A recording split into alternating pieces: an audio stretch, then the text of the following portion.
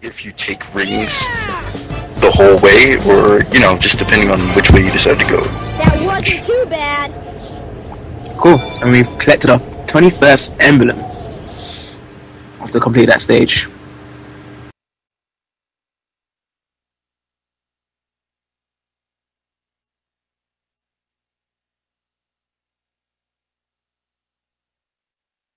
Oh no! It's Robotnik! So you beat me to the missile, you little pest.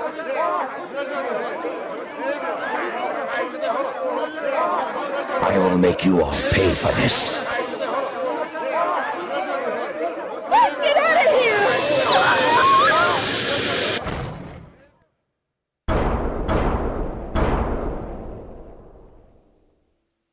You fool. Away, before I make mincemeat out of you. I'm not scared. I'm not scared. I can do this.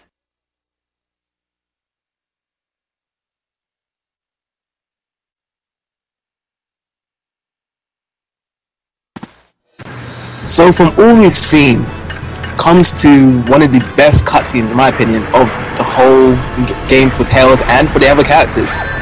Did you see like the reckless, the badass kind of voice that Eggman had? And he got a game over. Wow. Yeah. And yes, I did see the evilness in Dr. Robotnik's voice. You died on this boss fight? That's an easy fight. He's ticked off about stuff. You know?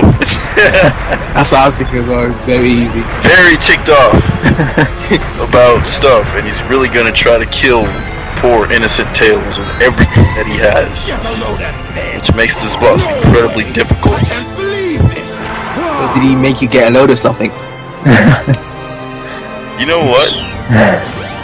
I'll see you on the next episode. Wait, no, come back. But yeah, what do you think to this last boss fight? This is actually my favorite boss fight in the entire game. It's just I haven't played it in years, so I honestly forgot what to do. But this is my favorite one because it's forgettable. Tails' story is pretty forgettable, I'm not gonna lie. He's my favorite character. But out of all the bosses, when you think of a boss, you think, you know, a couple of different Eggman bosses. You think of Egg Viper, you think of the first Eggman boss, Egg Hornet, and mostly you're gonna think of Chaos.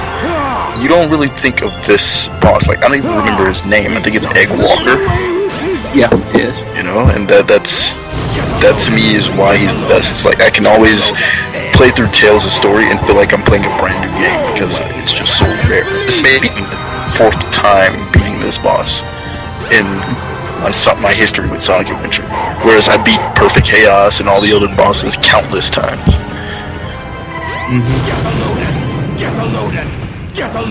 Because all you gotta really do is just paralyze. No, he paralyzes his legs when he's tried to stomp on you, and then you just tail attack him or try and jump on him. That's where the Dragon Ball comes in real handy. Yeah, totally. Yeah.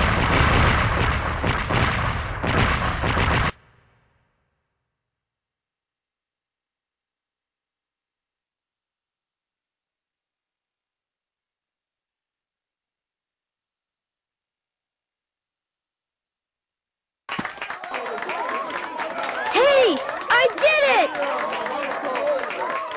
You saved the day! You're the best! I did it all by myself!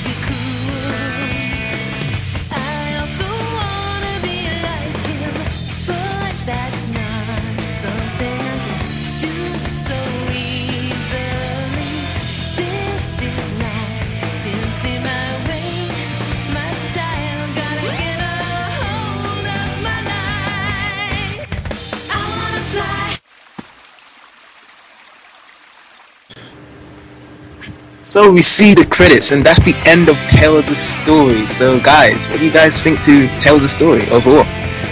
Short. Very short, but incredibly awesome. I think it was just pretty normal, but I think it's tumble short of just the gameplay, how much you can play as Tails. Well, yeah, he only has, what, 5 stages?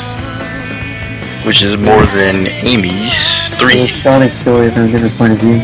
No, he had 6. Did he have 6? Yeah. Yeah, it's pretty much an add-on to Sonic's story from a different point of view, as well as the missing points in Sonic's story, as well as, in the end, it turned into his own little story, so... yeah, that was the interesting part about it, like, having... Coming from Sonic's story, like, as, say, in the classic games, that he's following him and trying to defeat Eggman, and then, once he's away from Sonic, you actually get the real Tails. You get why he follows Sonic all the time, and why does he do the stuff he does as Tails, because that he actually respects Sonic as a best friend.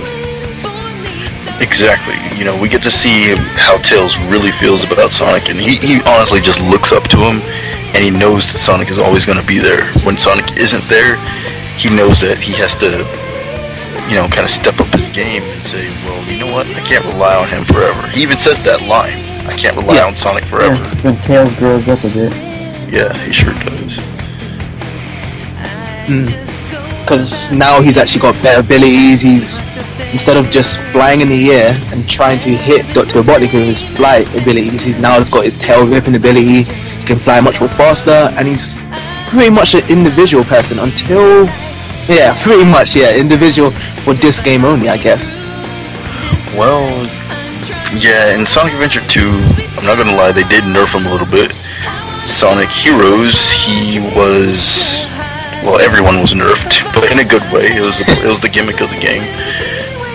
Ever since then, he's always been, like, the tech guy. He's always been the guy to explain what's happening in the story, or explain something that's inexplainable. Like in Sonic Unleashed, she's like, oh, well, you know, this is what's going, this is why you're a werehog, and I have... translate these AI language and fail at it throughout the entire game. Exactly, that's in colors, and then, like, Generations is like, oh, I think we're in the past. We're traveling through time. Thanks for pointing out the obvious. Exactly, and the Tails has become so snooze-fest. He's just boring now, and that breaks my heart, because that's not what Tails is. He's not the tech guy. He's freaking Tails. He's the sidekick. Without him, there would be no Sonic story. You know, come on, this is Tails, guys. Get up and take charge. Throw something across your rooms now, and come with me. We will march to Sega of Japan, even, and we will make them understand how awesome my Tails is. Metal Sonic needs to come back too. Yeah, he definitely does. So any last thoughts? Tails rocks, man. He's always gonna rock, even though he sucks now, thanks to really bad writers. Nintendo. Dimps! This is looking at you, Dimps. Hey, so we'll just wrap it off after that. Okay. And until next time, we're going to play as Knuckles. Yes, Knuckles, hitting him harder. But yeah, thanks to you guys for being a guest, and thanks for SithBoy26 for his videos. www.youtube.com/SithBoy26, so check out his videos. Cool videos, by the way. And we see you guys all later, so see ya.